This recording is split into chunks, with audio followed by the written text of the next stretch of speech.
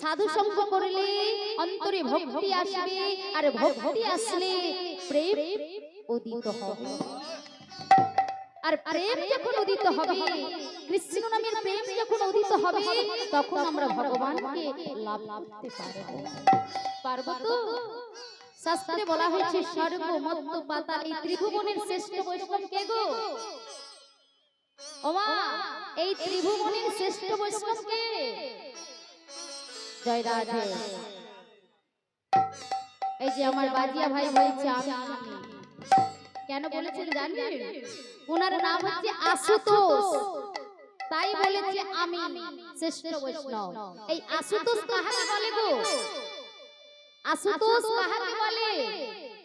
যে অল্পতে সন্তুষ্ট তাহাকেই বলে আশুতোষ। তবে কার নাম? কে অল্পতে সন্তুষ্ট হয়? কে গো?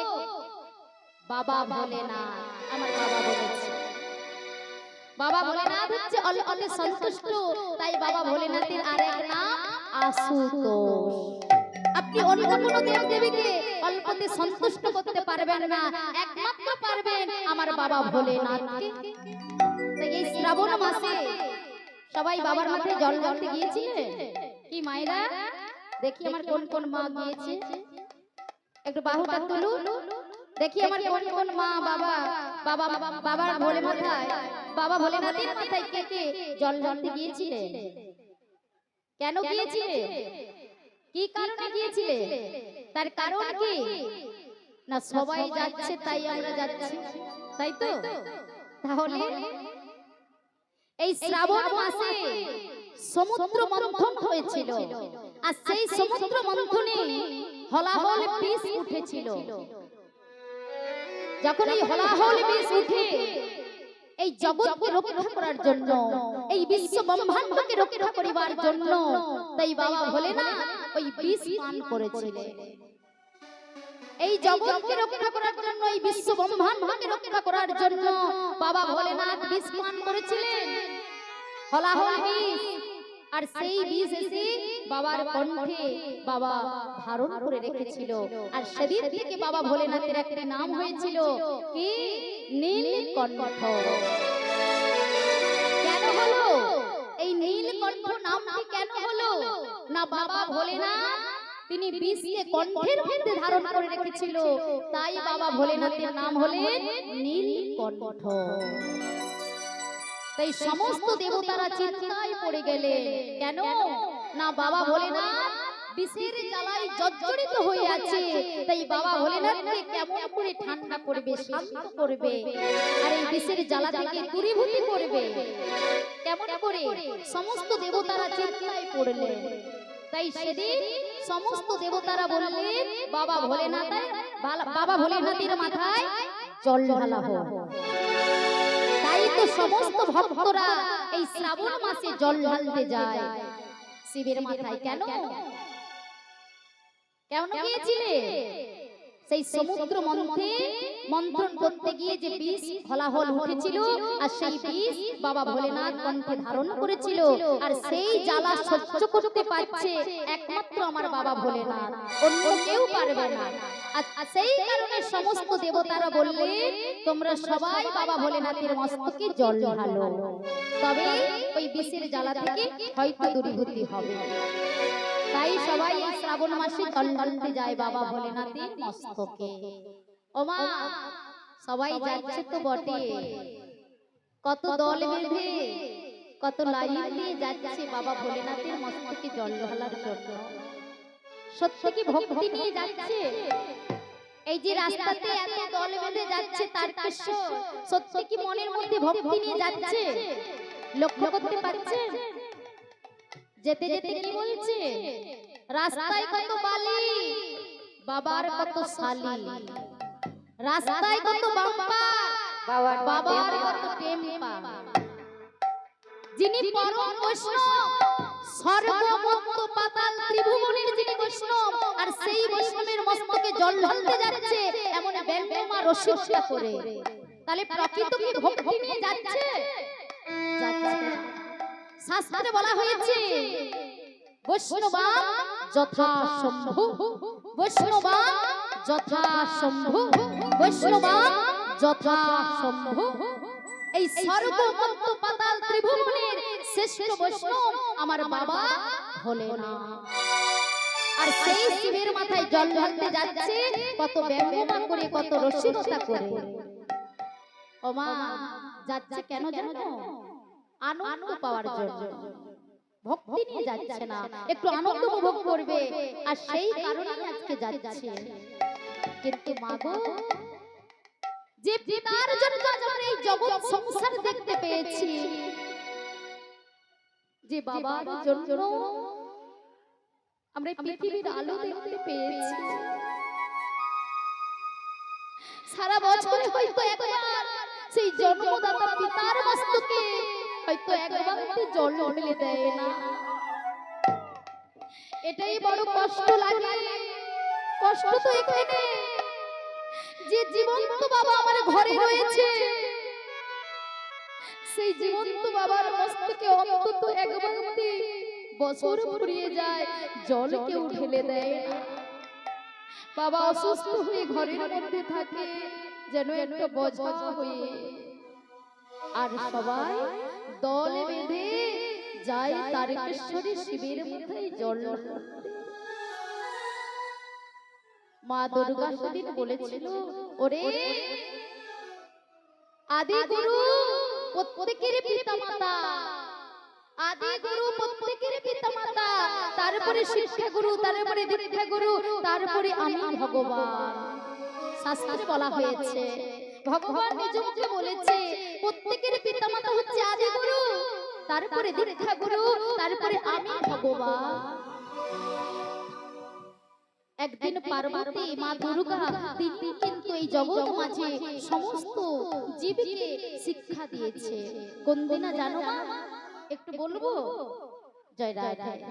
কারণ লীলাতে আছি তো, এই তত্ত্বটা বলতে হলে একটু সময় তো লাগবে। মা দুর্গার দুটি ছেলে, তাই তো? কে কে? কার্তিক আর গণেশ। এই কার্তিক আর গণেশ মায়ের সামনে ঝগড়া করছে। কি ঝগড়া? গণেশ বলছে, ও মা আমি তোমার বড় ছেলে। কার্তিক বলছে, ও মা আমি তোমার বড় ছেলে। কার্তিক আর গণেশ মা পার্বতীর সামনে ঝগড়া করছে। গণেশ বলছে, মা আমি তোমার বড় ছেলে। কার্তিক বলছে, মা আমি তোমার বড় ছেলে। তখন মা দুর্গা দুটি ছেলেকে শান্ত করিবার জন্য একটি প্রশ্ন করেছে। ওরে তোরা সবাই চুপ কর। বড় ছেলে সেই হবে যে এই বিশ্ব ব্রহ্মাণ্ডে 7 বার প্রদক্ষিণ করে যে আমাদেরকে প্রণাম করতে পারবে, সেই হবে আমার বড় ছেলে। কি বলেছে মা দুর্গা?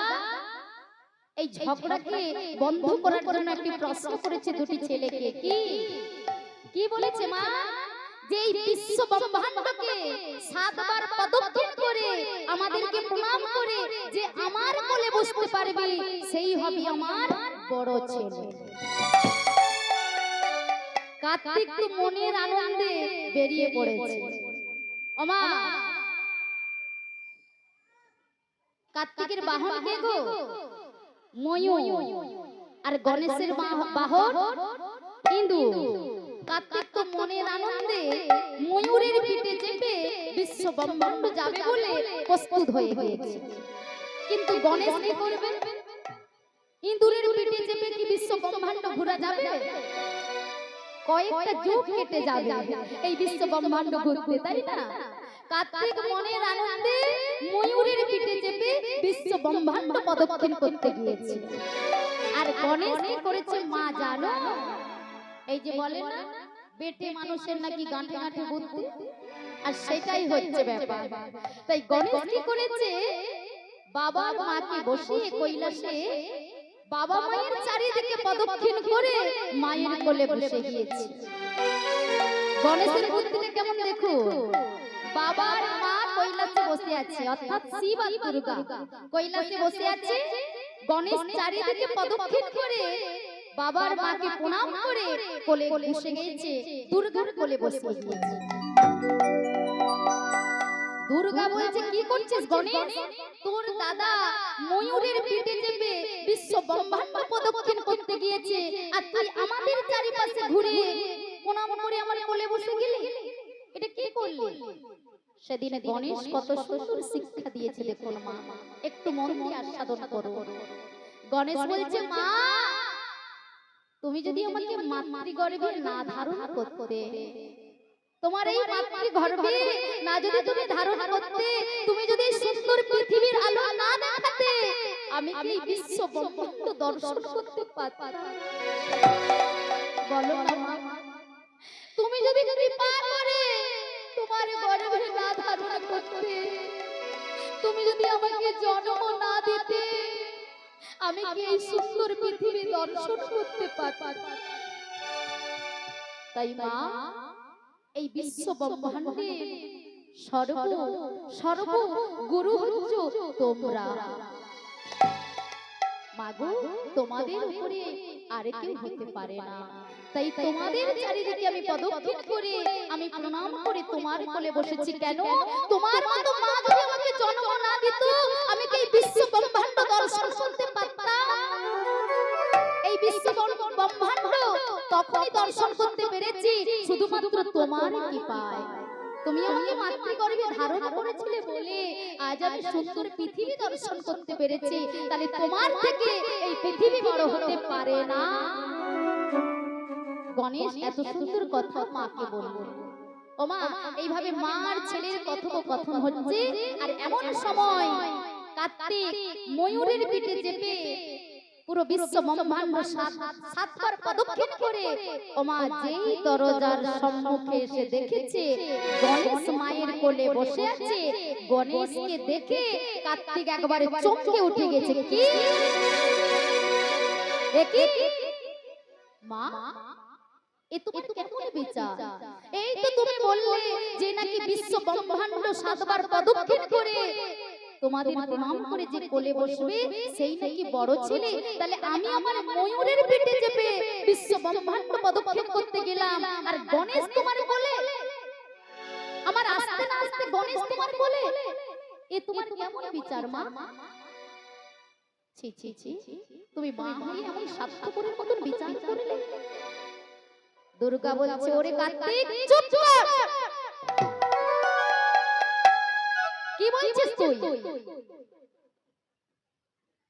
কি বলছিস? আমি মা হয়ে স্বার্থপরের মতন বিচার করছি? ওরে তুই যে বোকা ছেলে, তুই গণেশের মধ্যে যে বুদ্ধি যে জ্ঞান আছে তুই একবার শ্রবণ কর, একবার মন দিয়ে তুই আস্বাদন কর। গণেশ কি বলেছে, গণেশের জ্ঞানটাকে তুই একটু উপলব্ধি কর। ওরে গণেশ কি বলেছে জানিস?